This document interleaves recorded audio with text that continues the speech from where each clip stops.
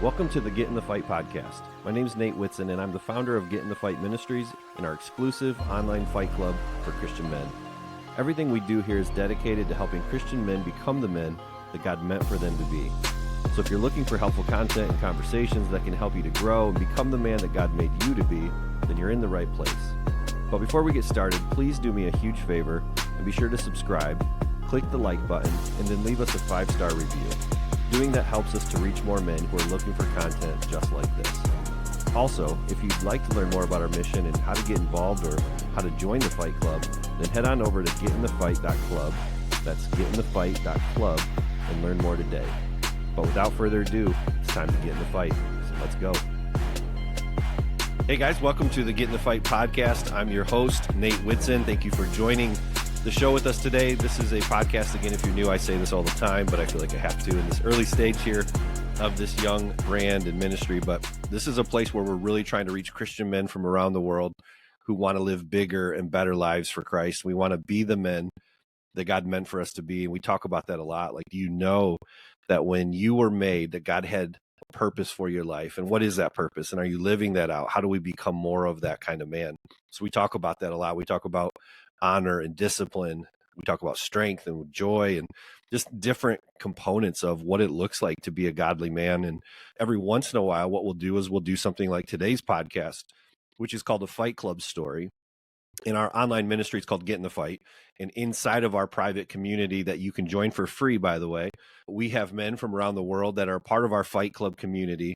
And we just simply interview and share their stories, who they are and what their background is and what God's done in their life and how they come to know him and all these things. It's kind of like when you go to church and you hear this great church service of somebody just sharing their testimony. That's a lot of what today's podcast is like. Just everyday men like you and me who are sharing their stories about what it's like to follow Christ imperfectly, but trying to get better at that every day. And so this is what we call Fight Club stories. We're going to jump into this in just a second, but I mentioned our community. I just want to, do a quick plug for that. If you're a Christian man that's looking to connect with other men, like you're going to hear Vytas in the story today, if you listen to this and go, man, I'd love to be a part of a community like that, to get to know guys like Vytas and Nate and all the others, go to getinthefight.club. And if you click on the word join, it'll take you to an application. It takes you maybe a minute. It comes right to me. We'll set up a time where you and I will chat and share with you just the ins and outs of what it looks like to be a part of our online community. But again, it's totally free, full of amazing guys from around the world, just like Vytas, who you're going to hear here today. And so we just encourage you, getinthefight.club, do that, or follow me on X at @getinthe_fight, and let's chat and connect today. All right. So without further ado, excited to introduce my new friend, Vytas Red Cabbage. It's not really red cabbage. We're going to learn about that today, but it's close to it, and I'm American. And so saying Vytas' last name is a little challenging for me, but we met actually online on X, and just like kindred spirits, said, hey, let's chat. Let's get to know each other. Vytas joins the Fight Club shortly after that, and it's just been really cool to get to know a little bit about him. And I said, hey, Vytas, let's get you on so you can tell your story, because I think it's a story worth hearing about. And Vytas is doing just amazing stuff on the other side of the world from me, but it's so cool. It's so cool what God is doing in awakening men for the kingdom of God. And I can't wait for you to hear the story. So Vytas, thanks for joining the show with me today. It's an honor. Thank you for inviting. Yes, sir. Well, let's just jump right into it, man. I'm so curious of your story, your background. Like, take us back. Tell us a little bit about who you are. Where did you grow up? What was life like where you're at in Europe? And we'll eventually get to where you're at today. But tell us a little bit about like the early years and how you became who you are today. So I grew up in Lithuania, in a very small town. It's like 1,000 people live there. Right now it's probably less. I come from a Catholic background. I had to do all the necessary things like First Communion, confirmation. I'm not really sure about all the terms in English, but I had to do all those things. And my parents and grandparents said this is the right thing to do, to follow all those traditions. Yeah, and then when I was a teenager, I struggled a lot with emotional things, with things at home. And then I felt like I always liked to go to school more than stay at home. It wasn't very bad. It's just if I look back, I realized like I wasn't dealing with a lot of issues in a healthy way. So I always enjoyed going to school. I was going to musical school as well. I had a lot of extra activities, and my school was actually very difficult because all the village kids came to that school, so there were difficult kids as well, and there was also fights, and well, it wasn't the easiest school, but I still felt like Hmm. more happier there, and I enjoyed learning and studying. And then later I moved to another town, which is bigger and where the school is better, because I felt I'm not getting the full potential of what I can learn because of those difficult kids. So Mm. I went to that school. Then I got also opportunities to join a choir and just meet a lot more people. Yeah, and then I started studying philosophy. Oh, I became a believer when I was there when I was going to high school. And then I started studying philosophy, and yeah, it's a long story. I don't know where should I stop? Yeah, no, that's good. Like, so what is life like in Lithuania? I mean, for those of us here in the States, I think we're probably a lot of our listeners are, although you never know where this reaches. But like, what is life like? Is it a kind of a rural village? Is it a bigger town? That one that wasn't 1,000 people? Like, kind of give us a picture of what it would be like in a normal day for you there growing up. It's kind of like a farm, but in a very small capacity. It's not. When I was growing up, we had animals, cows, pigs, chickens. Now my parents don't have anything, just one dog. Yeah, but when I was growing up, I remember going to milk the cows, going to the fields. So I'm from a Mm. small town, and even that, I still live on the side of it. So I'm really kind of from the village. Yeah, and I had to go to school. Like, I don't know if you hear those memes and stories like, oh, my parents went to school like through like 10 kilometers through snow and things like that. So Right. I had those things as well. I Yep. had a really heavy backpack full of books. I had to go. I didn't have to go. I chose to go because I like to walk on Hmm. my own instead of someone bringing me by car. So Okay. I had to walk kilometers to school and then back. So Lithuania is very cold, probably like Canada. Right now we have snow. Yeah, I don't know what else. Yeah, no, that's good. Like, I'm gonna say this partly for my sake because I'm ignorant, but I bet a lot of other people are too. Where is Lithuania? Like, what does it bump up against? Like, where are you at in the world there? Do you know where Germany is? Yes. Okay, so above Germany is Poland, and above Poland is Lithuania. There you go. Yeah, so you're way north in Europe Mhm. there. Yeah. Gotcha. So take us into your home a little bit. You kind of describe that you weren't dealing with some things emotionally. Like, tell me more about that first of all, and what was your relationship like with your parents? Do you have any siblings? Things like that.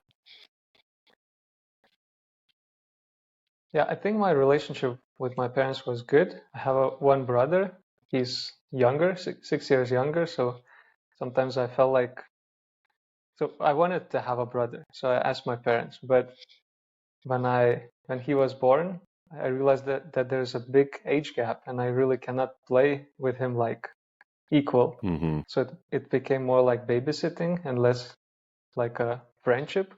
Yep. Now it's different, but when I was growing up, it was like that. My mom had to ask me, "Hey, can you play with your brother?" And I'm like, "Okay." It wasn't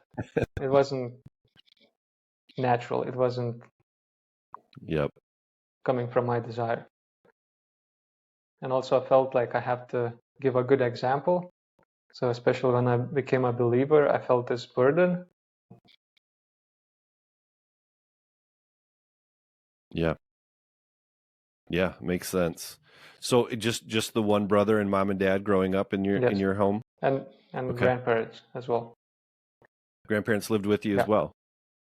Is that pretty common still even today? And I know like in years past that was probably something we saw a lot more in the world, but is that pretty common in Lithuania to have grandparents in the home? Not very common, I guess. It happens, but it's not the most common thing. Okay. So what was you mentioned, so you grow up, you go to a different school, different community. Mm. Why did you guys move to a different community? I actually moved with my grandma. My parents decided that it's not good if I live alone. So I moved with my grandma. Sorry, what was the question? Yeah, so no, so you moved, why did you moved away because they didn't want you to be alone, meaning like so you've got your brother at home, but they wanted you to be in a different city? Is that kind of what you're getting at? Mostly it was my initiative. I wanted better education, and I felt like that high Okay. school wasn't good enough because of all the fights. I remember I struggled with English because no one listened to the teacher. So I really Mm, struggled with that. I was so behind. So when I moved to that other town, which was it's like 15 miles away, it's not that far. okay. So when I moved there, I was able to see how much I was behind. And then one summer I really focused on English and caught up with everyone. But I felt like it's not good enough for me. I want to invest more.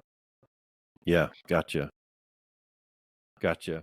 So let's get into high school then. So in high school, you talk about you grew up Catholic. Catholic is the main religion growing up, but then you talk about being converted and becoming a Christian in high school. Kind of how did that go? How did that go with your grandparents and parents, with you moving away from Catholicism? And how did this happen that you find your faith there in high school? Catholics in Lithuania, they're not very against other denominations. It's more other denominations are against Catholics. There's more Gotcha. enmity, hostility from the other Mm-hmm. denominations. So since I was struggling with all these emotional things, I decided to ask God for help because from Catholic teachings, I knew like God listens to prayers, so I can ask Him. So I was praying rosary for like a month because I didn't know anything better. And Mm-hmm. Sure. it's a good thing because it helps you to focus on the scriptures. There's like a passage of scripture, and then you just say Hail Mary 10 times in between those. So that was my first kind of Bible study, but I didn't really understand. I just prayed almost like magic words, saying magic words. It was that mentality because I didn't know better. Yep. Um, Mm-hmm. and then after a month, nothing changed, but I actually felt even worse emotionally. And I felt like this is really the bottom. And then that evening, I just stumbled upon a teaching online very randomly. And the person who was preaching said that Jesus calls everyone. And to me, that was such a new concept. I didn't know that God calls me because I didn't feel like I deserved it. And in that moment, I believe that it is true, that He calls me as well. And it felt like He Hmm. walked into my room and set me free from all the struggles. And I was able to have a new smile that I never had before. So next Hmm. day, everything changed. And I wanted to know who this Jesus is. That's fascinating. That is really fascinating. So were you having conversations with somebody else about this as an ongoing process that led up to this? Or was this really just, like you said, super random and kind of like unexpected for you? When I look back, I remember praying. You know, when you hear like good advice and you're like, yeah, that sounds good. I should do that. So I remember praying actually every evening, but these are Catholic prayers. You repeat the same thing. It's not really genuine. It doesn't connect something to the Mm-hmm. heart. It's more like, oh, it's for good luck. I'm just saying these things. It's more like Mm-hmm. that. It's not for every Catholic, but when you don't know much, we as evangelical Christians, we go to the heart, to the purpose, to the meaning, and we try to like pick things apart. Do we have a good focus? Do we have right understanding? But in Catholic Church, that's not very common, unfortunately. It's more like Mm-hmm. even the Bible is seen as it's like you get blessings if you read it, but it's more superstitious belief than actually Mm-hmm. something that you start to base your life on. So it wasn't really random. I knew God listens to prayers. I just took it more seriously when I decided to ask God to deliver me from those Yeah. struggles. Hmm. So did your parents or grandparents follow you in your faith? Did they go, and anybody else follow you? Your brother, maybe even from Catholicism to evangelical Christian? My mom received Jesus in 2020. Wow.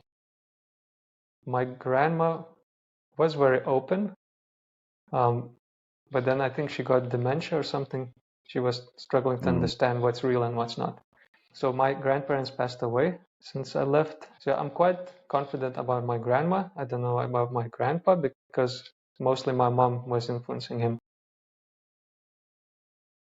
Because I already was out of the house in a way since I was 16 years old. So I spent most of the time as a Christian away. Yeah. But yeah, now my mom is fighting hard for everyone. And then That's great. my dad is still closed off and my brother is still closed off. But I Okay. still pray and hope one day they'll see. Yeah. Tell me a little bit more about, if you can, if you're open to it, what some of these emotional struggles were as a kid. Like, can you help me understand a little bit more of like what were the things that you were wrestling with and fighting against as a young man there? I felt like because my brother was 6 years younger and I had to be an example, I felt a lot of pressure to be better. Like it's like you can relate that feeling like not being good enough and constantly striving to do better. I remember when he was born, I decided to give all my toys to him because I was so excited. And I'm like, I'm going to school, I don't really need it. But then I remember one of the teachers said that it wasn't directed to me, it was directed to the entire class. But she said that we're still kids, and I was in 3rd grade. We're still kids, we are allowed to play. But I'm from this zeal of like desire to do better. I probably missed out on some things. But it helped me to also focus on learning and school. Hey guys, I wanted to take a quick break from the show to share with you 3 things that I think could help you to become more of the man that God meant for you to be: a better husband, a better father, and a better follower of Jesus Christ. 3 things, totally free, that I think can help you. Number 1 is our podcast. Hit the subscribe button, share them with a friend. That makes a big difference, not only in your life, but in somebody else that you care about as well. And it helps us to reach more men. Number 2, we do a free weekly newsletter that is short, it's concise, it deals with just one key question and then 3 simple action items each week that will help you to get in the fight in a really practical way. You can find that at getinthefight.club/newsletter. And then lastly, you can join our Fight Club community. This is a free private app for Christian men only, where you can talk to guys and get involved with guys' lives from all around the world who are just like you, trying to get in the fight to be better men for Christ. You get things like daily devos, weekly challenges, monthly gatherings, small groups, so much more. It's kind of like a Facebook group, but exclusively for Christian men, and it's totally awesome, and it's totally free.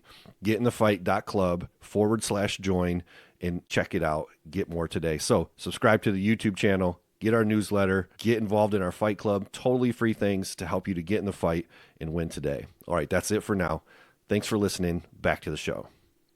So a lot of times, like in areas like you're describing where you grew up, or here in the States, in poor areas, either inner city or in the country, a lot of people see education kind of as their way out. Is that kind of why education was important to you? Did you see it as a way of getting away from the village and into a better life? Or was it just something that was a natural curiosity to you that you wanted to just grow and learn just because? No, I think in Lithuania, people are they're quite rich, even in the rural areas. It's not a big difference. Okay. I was more curious. I knew in that first school, I always was on the top. So I just wanted to know, what if I go higher? What if this school is actually limiting me because all these kids are not behaving well? Not all of them, of course, but because of the like one difficult kid can derail entire class because it's a distraction and the teacher struggles to lead the class the way it should be. That was probably me in school, Mm. Vytas. I was probably that kid. Truth be told. Sorry about that. Yeah, you're right though. You're right. Like one guy can really just derail it. So you were just like you were feeling like it was just a distraction, and you just had like this innate desire to learn and to know more, and you really just kind of wanted to grow and in those things, and learning English is important. Is learning English important in Lithuania in particular? Yes, of course. It opens up so many opportunities Okay. because everything is online in English, and if you look for a job and you don't know English, it's weird. What did you do wrong? If you go to Gotcha. university, it's required to reach a C2 level. I don't know if you have that Yeah. level system, and no.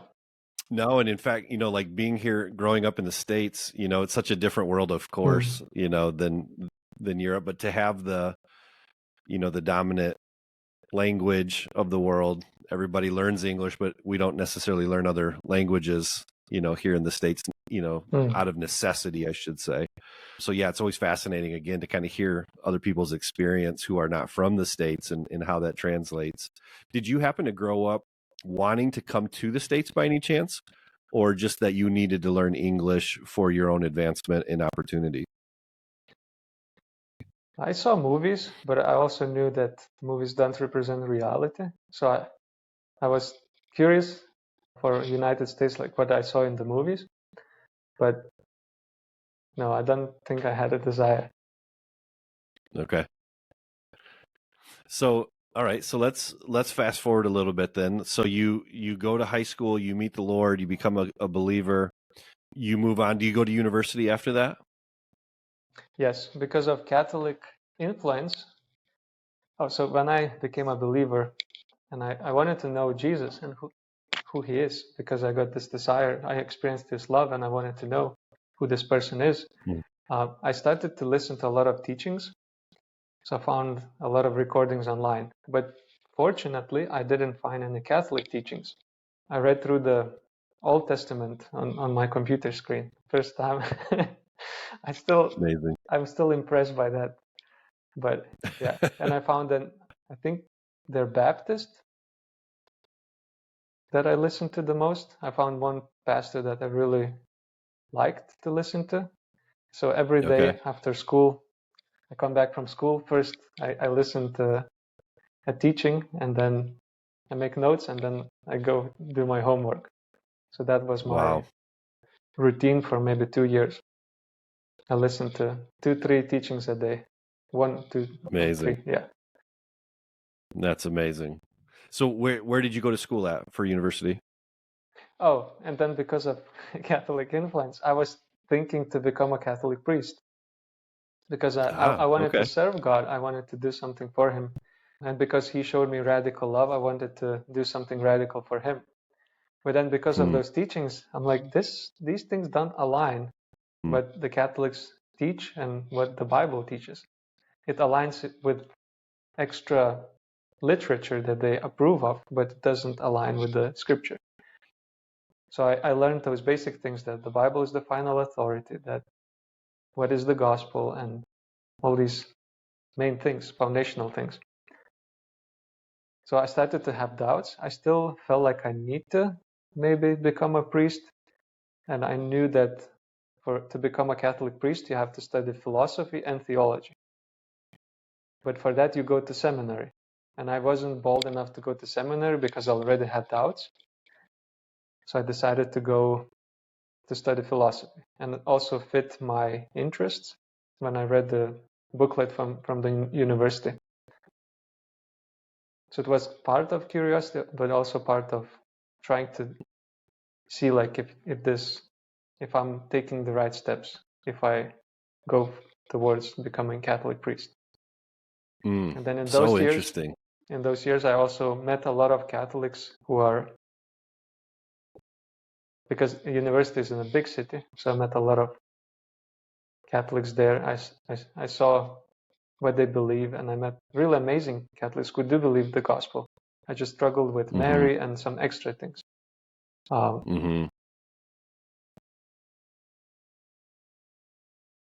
So it's kind of because of teachings I was derailed of my initial thoughts, but that's probably mind renewal, and it's supposed to happen. Yeah. Did God I is kind of answer the question? you that. I'm not sure if I answered the question. Yeah, no, that's good. That's perfect. So, are you in Lithuania still for university, or did you go somewhere else in Europe? Yeah, I was in Lithuania, for 2.5 years.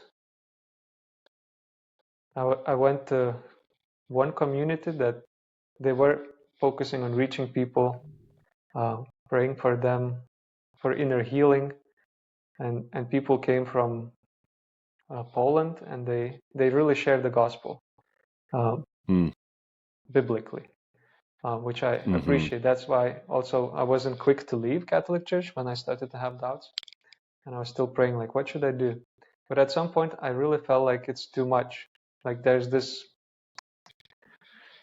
disagreement in my heart, and I couldn't justify. Like if I, just felt like there's this friction, and I cannot, I cannot really feel like I'm living based on what I believe. So there was one day I just asked God to kind of take me out of this life, but not like in a suicide sense. It's more like I have this lifestyle now.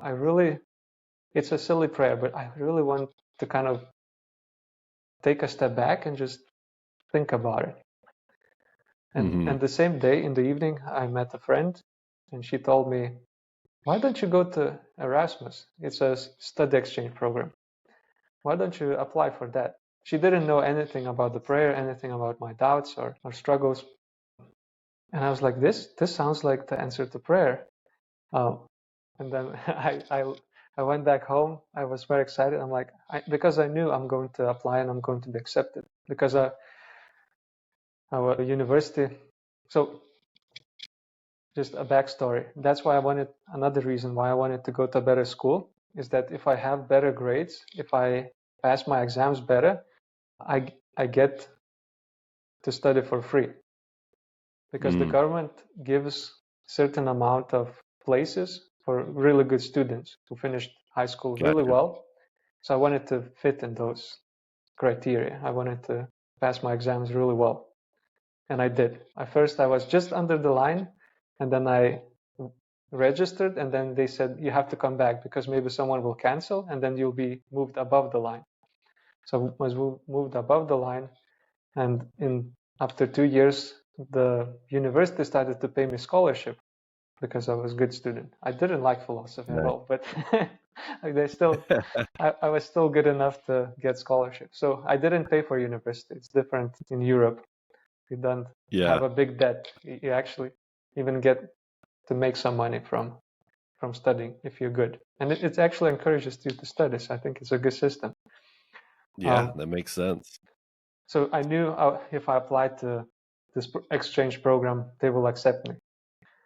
So I opened the website to apply for it, and then they say, choose a country where you want to go. And I'm like, I have no idea all these universities. So I stood up, I prayed, and I asked God to show me which country I should go to. I actually never been abroad, like up until that point. I just went to Latvia for the beach, which is the same as Lithuania almost. Yeah. So I was walking around my room and praying, and I saw this box, and it said "Made in Belgium," and I'm like, Belgium, okay, I'm going to Belgium. And I looked through the list. It's like out of 5 universities, one was in Belgium. So I was like, this must be God. And later I found out it actually was the best option from all of them. So I applied, I was accepted, and I went to Belgium for a year, for 1 semester. And there I took that time to really look into my heart and really pray, because that was the opportunity for me to step back from what I used to experience. So I went to some conferences, and in one of the conferences, I met someone with whom we went to share the gospel on the streets. And on the way back to the conference, we were speaking about a lot of spiritual topics. And I mentioned that I was never really baptized based on my own decision. And he looked at me and said, I can baptize you, like we just can do it here and now. So we found this little canal and we went there. It was March, it was cold, but I didn't feel the cold.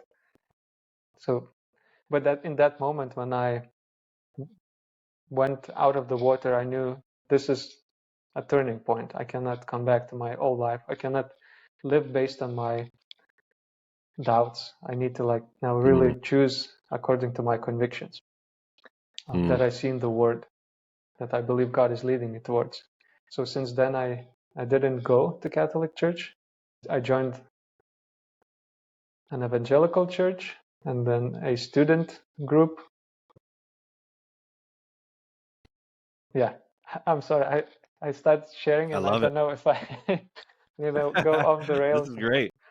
No, this is so great. This is so great. Such a fascinating story. One of the things that comes out, Vytas, that I love about you is just a real genuineness to seek God from a young age. It's really pretty fascinating to me to hear your story and just to hear, like that sincerity of just searching for God, knowing He's there, and then even like the idea of like having a conviction that you're willing to, buck the trend of what family has done and your, background, because you just really believe the Word of God is speaking to you and that you'll do whatever it says is really just a really neat part of your story. I appreciate you sharing so much of that. So you're in Belgium for a semester at least. How old are you at this point? Are you maybe 20? Oh, I'm almost 30, so now I really need to calculate. So I finished when I was 19, high school, and then I started university. Probably 22. Yeah, 22. 22? Yeah. Okay, so you're a young man. You're in Belgium. You're kind of getting your first taste of being out of Lithuania and on your own. You're now a part of the evangelical Christian faith, not the Catholic faith. Where do you go from here? What happens next? So there's another big rebellious thing drops. I feel like God is calling me to leave my studies. And I'm like, how will I tell my parents? Like, that's a really big thing because everything I start, I finish. It's really not in our family culture to do that. So, but I felt like this is really, God is calling me to do that. And by that time, I heard a lot about missionaries. So I started to feel desire to become a missionary. I already decided, no, Catholic priest is not, I don't think it's a good option. Like at some point I thought maybe I can even change the system from within, but I also know that's never works. Like it's just, I'm too small to do that. So it's better to step out.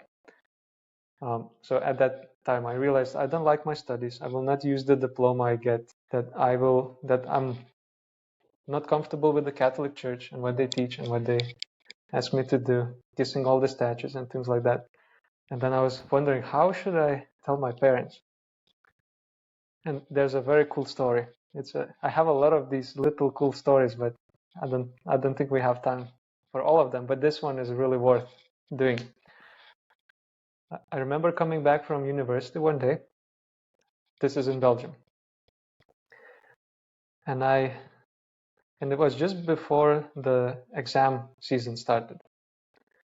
And I come back and I feel like I need to study, but I also know I need to leave the studies. And I'm like, if I study, I'm faithful to authorities, to people that send me here, because also university paid me a lot of money to go to Belgium. So I'm like, I need to study, but then if I study, I disobey God. So because He asked me to leave, and I'm studying this silly thing that I probably shouldn't even study. So I had this fight in my heart, and right now I know I would give myself a really good advice, but back then I didn't know, and I felt like I'm disobedient in any case. But still, I decided I'm taking my books, I'm going to a park, and I'm going to study. As long as I don't have a clear decision what to do, I'm just gonna go with the flow. So I went to the park. I spent there because it was a hot day. It was almost summer. So I was in the park. I studied all my notes, and then when it started to go into late afternoon, I sat on a couch on a bench on the couch.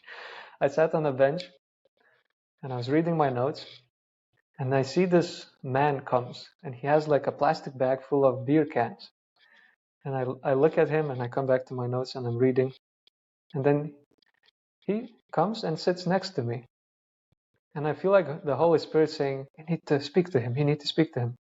And I'm like, I'm really not in the mood to speak to someone. Like, I'm stressed about my studies. Like, I'm conflicted in my heart. What should I do? Like, should I even do this? So like, I'm really not in the mood now to speak to strangers. But then, and I also was very irritated because there were so many benches and he chooses the one that that I'm sitting. There's like 5 from where I see. But he started to speak to me, and he started to ask what I'm studying and a little bit about my life. And he also mentioned that he's a Christian. So I'm like, oh, that's good. So I felt comfortable to share a little bit more. And conversation also led to a place where I was able to share that, like, I feel like God is calling me to leave my studies, but I feel afraid how my parents will react because it's quite a big thing. I studied for 3 years and I'm gone. Mm-hmm. I just need 1 year and I'm finished. But I believe it's God, and I believe it's not really healthy what I'm studying for my mind. So that man, he said, listen, I am a father. I have 3 children. And he said one of his sons, he left his studies like 5 times. And he said, me as a father, I can tell you that I really want my children to do well. And even if they choose something wrong and they change, I'm happy for them. So he said, don't worry, tell your parents. Don't worry about it. And then at the end of the conversation, he says, oh, by the way, do you know what my name is? And he said his name is Jesus, because some people in South America, they have that name. So it was like an answer to prayer, because I asked Jesus to, like, am I being disobedient to you or not? Like, and there's this person that comes and represents him and like, gives me answers. So it was very beautiful. When I was going home, I was full of joy, and I knew that God is not kind of angry at me that I'm still studying, and I knew that I need to finish that semester. Like, it's the right thing to do. Yeah. It's accountability and it's faithfulness. So then I did the exams. I went back to Lithuania. I didn't pass all the exams because I mixed up 2 exam dates, and I prepared for the wrong one for the wrong date, and then I ran out of time. It's a new system, new university. It's more complex, so I didn't pass. But then I went back to my university, and I said I want to take a year of vacation, because that's what I prepared, like that in my heart. This is gonna be my plan. I'm gonna take a year off. Maybe like I'm being silly. Maybe I'm just overthinking. Maybe I shouldn't leave my study.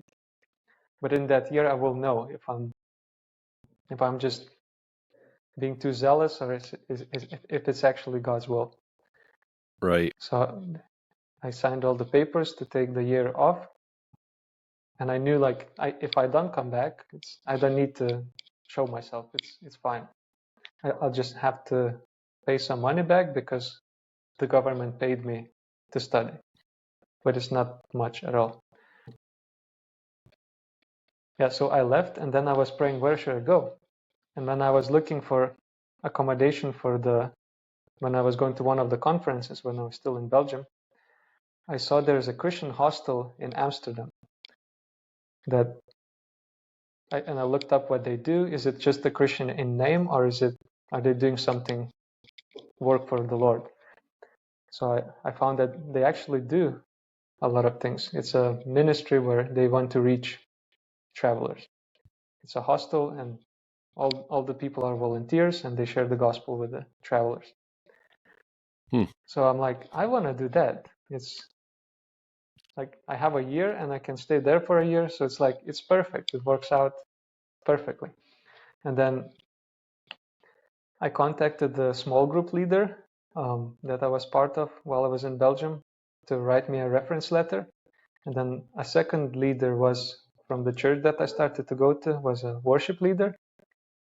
It was a lady, an old lady that I connected with because she also came to the same small group sometimes.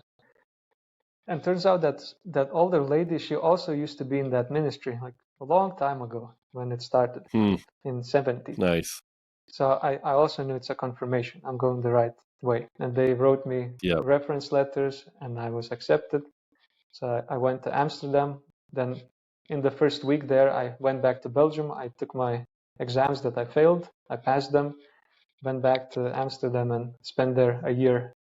And I was praying, where should I go next? What should I do next? Should I go back to my studies? Should I go somewhere else? So long story short, God sent me to Albania. And that's where I am now for 6 years. So you go from Belgium, you finish, which congrats, good job. Getting those exams done.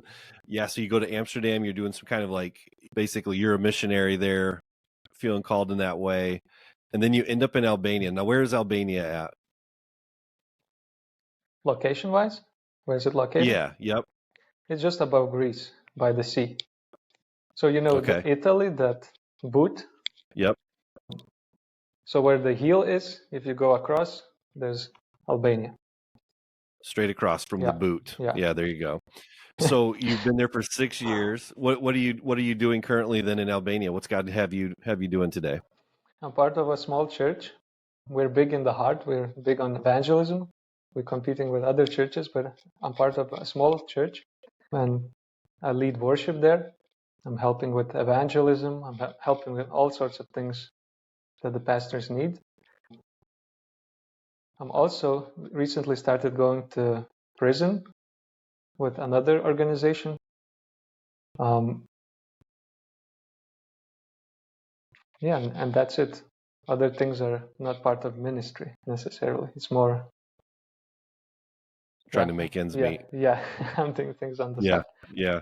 Yeah. How do you take care of yourself? Like, what are some of the needs that you have? Like, how are you being sponsored or supported to be able to do this work for the Lord that you're doing there in Albania? So because I was in Amsterdam and I worked with a lot of volunteers, I got to meet a lot of people. So it was not only a missionary work, but also networking opportunity. So I met a lot of people there. I made a lot of friends. And some of them asked me before I left, can you update us somehow? So I started writing a newsletter without really expecting anything.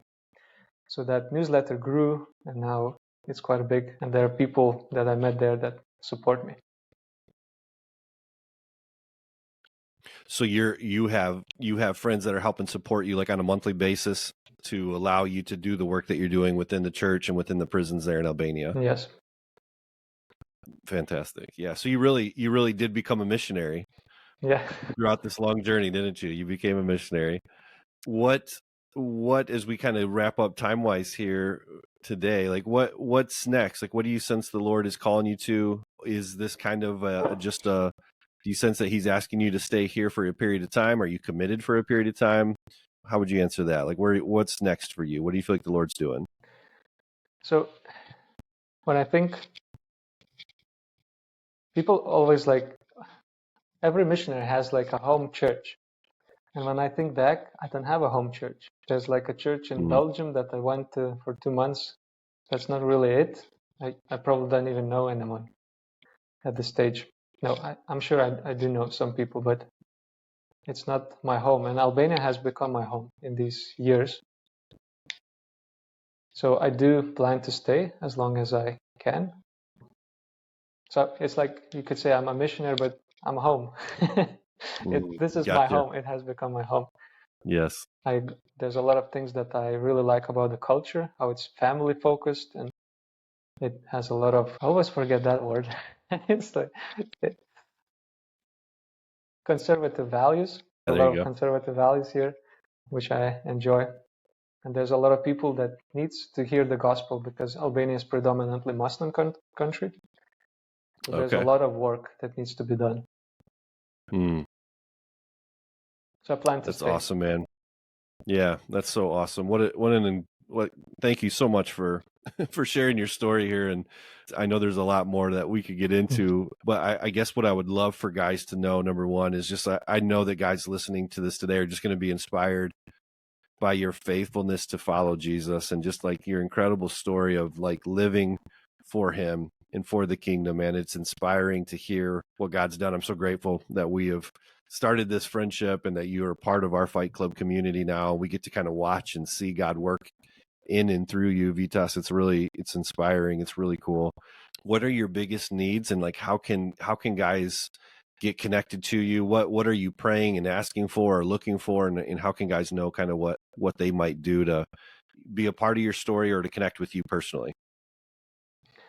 So right now I'm building an audience. I started writing and I recognized that there is a need for guys to overcome pornography addiction. So I started a page called Purity Streak, and that's how we met. So that's what I do mostly on X, and I hope that will also become a way to generate income. So Do you the newsletter or anything else that you would like guys to subscribe to, or any other ways that they can find you and kind of follow and track where you're at?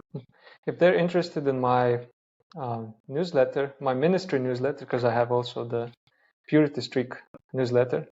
So if they're interested in my ministry newsletter, they can send me a message on X or on the community, and I will add them if they're interested. Perfect. And then everything about the overcoming lust is on X. That's great. That's great. We'll have to revisit the conversation on lust and pornography. Obviously, it's a big piece of what we talk about here at Get in the Fight. We also have private groups that meet within our private community, actually, where we have men that gather and go through different training and things. But man, there's just not enough. There's not enough men like you. There's not enough resources like what you're offering and like what we offer. Like we want to get it out to as many people as we can. That God will bring people to Purity Streak or to Fight Club, whatever it is, because this is a battle to take on. And so, yeah, we'll have to come back to that at some point. But in the show notes, if you're listening to this today as we wrap up here, be sure to look at the show notes and you'll see we'll make sure you can get connected to Vytas through X. In particular, if you want to look at and follow him on X, he presents just incredible stuff on there every single day. And then again, if you reach out to him directly through his X account, at Purity Streak, then definitely ask him for more information about how you can serve or get connected to him if you're interested in, and God moves your heart to maybe want to like help support the work that Vytas is doing in Albania. Again, connect with him directly through there, and he can certainly direct you to how you might do that. But certainly, Vytas, we'll be praying for you, man. It's just amazing to watch. I'm so like humbled by how God moves in people's hearts to do work like what you're doing, to leave your native place and what you're familiar with, because he creates this calling in your life to do the things you're doing. And man, and just want to just encourage you to keep fighting, keep doing the things that you're doing. And we want to come behind you in prayer just to support what you're doing and just cheer you on like crazy, man. We're proud of you. It's super cool. And thanks for sharing your story today here on this show. Thank you for giving me opportunity to share. Yeah. Any last words, anything that you would like to share, or anything that we missed if you want to close up here? Is there anything that you would like to share with guys beyond what we have, or no? Yeah, I just wanted to mention that my ministry newsletter, you don't have to support me financially if you don't like it. It's like a prayer newsletter. There is a option to give, but it's free. I trust God will provide. So there's no pressure. Yeah, and then if you're interested in what I'm writing about, there's also puritystreak.com, and that's where you can subscribe to the newsletter where I'm trying to help men to overcome lust. Perfect. Puritystreak.com. And again, Purity Streak, you can find Vytas on X. Connect with him there. Vytas, thank you so much, man. We're inspired. Appreciate you sharing this story. And again, guys, if you're listening to this Vytas is a part of this really cool community that we're in called Get in the Fight. It's young, it's growing. We're trying to solve how to do this, but like our desire is to connect with guys just like Vytas. And there's men coming from all over the world today that are just like hungry for being more of the man that God meant for them to be. And if that's you, if you're interested, again, check us out, getinthefight.club. It's free to join. Would love to connect with you that way. And again, on X, we're meeting guys like Vytas and so many others online there. You can see him at Purity Streak. I'm at Get in the Fight. Find us there. We would love to connect with you. But man, we just want to challenge you, encourage you to get in the fight, stay in the fight, and bring glory to God with wherever you're at today. So that's it for today. Look for the next show. Go to YouTube. Make sure you subscribe. That way you can stay up to date with the next shows there. But we'll see you with the next Fight Club story very soon. God bless. Talk to you soon.